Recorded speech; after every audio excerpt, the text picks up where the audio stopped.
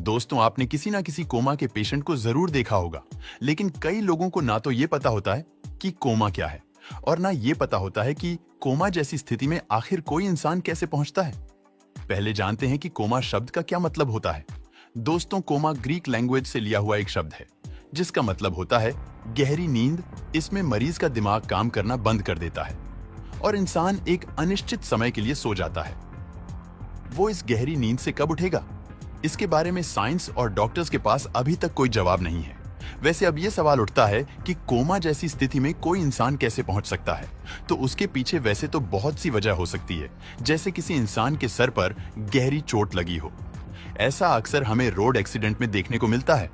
ऐसी कंडीशन में जब किसी इंसान का काफी खून बह जाता है तो मरीज कोमा जैसे स्थिति में पहुंच जाता है। वैसे अगर किसी इंसान को किसी दवाई का ओवरडोज दे दिया जाए तो वो भी कोमा में जा सकता है।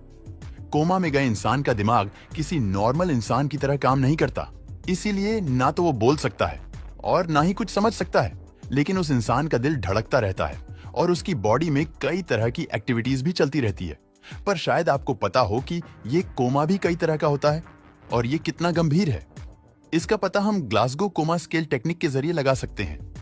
इसमें मरीज को उसकी कंडीशन के हिसाब से 3 से 15 के बीच नंबर दिए जाते हैं, जिसमें अगर ये स्कोर 3 है तो इसका मतलब है कि मरीज डीप कोमा में है। ऐसा मरीज किसी भी तरह की कोई एक्टिविटी नहीं कर सकता। वही अगर मरीज का स्कोर 15 है तो उसका यह मतलब है कि कोमा का ये पेशेंट हिल सकता है और रेस्पॉन्ड भी कर सकता है। अब ऐसे में हम ये समझने की कोशिश करते हैं कि आखिर कोमा कितनी तरह का होता है। वेजिटेटिव स्टेट ऑफ कोमा, इस कंडीशन में मरीज आपको कभी कभी उबासी लेते या स्माइल करते हुए दिख सकता है। ऐसे में आपको लग सकता है कि ये खुशी की बात है, लेकिन ऐसा बिल्कुल भी नहीं है, क्योंकि ऐसे मरीज का ब्रेन बहुत ही बेसिक लेवल पर काम कर रहा होता है और इसकी वजह से वो कभी कभी छोटे मोमेंट्स करते हुए दिखाई देता है, लेकिन ना तो वो आपको देख सकता है और ना ही सुन सकता है। इसके बाद बात करते कोमा की एक और कंडीशन केटाटोनिया के बारे में। इस तरह के कोमा के मरीज में किसी भी तरह का कोई फिजिकल मूवमेंट नहीं होता, यहाँ तक कि वो हिलडुल भी नहीं सकता।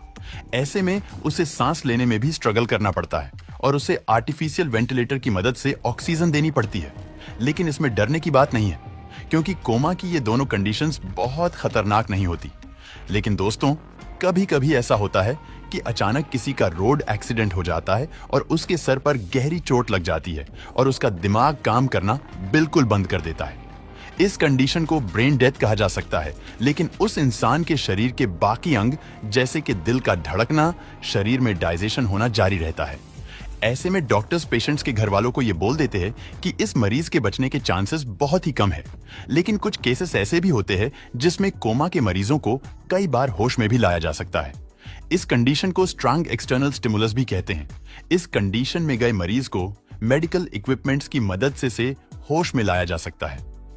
कोमा की इस कंडीशन में कोमा पेशेंट की आंखें कभी कभी खुलती रहती है और वो अपनी आई मूवमेंट कर सकता है। आइए जानते हैं कि कोमा का हमारे शरीर पर क्या असर पड़ता है। दोस्तों, कोमा में गए मरीजों के शरीर में ज्यादातर सिचुएशन में हार्ट पंप करना, शरीर का डाइजेशन और सांस लेने जैसी चीजें चलती रहती हैं। इसके अलावा इन मरीजों को जिंदा रखने के लिए मेडिकल सपोर्ट के जरिए बॉडी को पानी और बाकी nutrition doctors time to time देते रहते हैं। किसी भी कोमा पेशेंट के लिए सबसे मुश्किल सिचुएशन होती है। शरीर में बिल्कुल भी मूवमेंट ना होने की वजह से शरीर के मांसपेशियां काम करना बिल्कुल बंद कर देती हैं। तो ऐसे में उन्हें फिर से पहले जैसी कंडीशन में लाना डॉक्टर्स के लिए काफी मुश्किल होता है। वैसे आपको जानकर हैरानी होगी कि कोमा में जाने के बाद 58% लोग कभी वापस नहीं आते और 4 दिन निकलने के बाद मरीज के होश में आने के चांसेस सिर्फ 7% ही रह जाते हैं, जो 2 हफ्ते के बाद सिर्फ 2% ही रह जाते हैं। दोस्तों, वीडियो पसंद आता है तो लाइक और शेयर करें।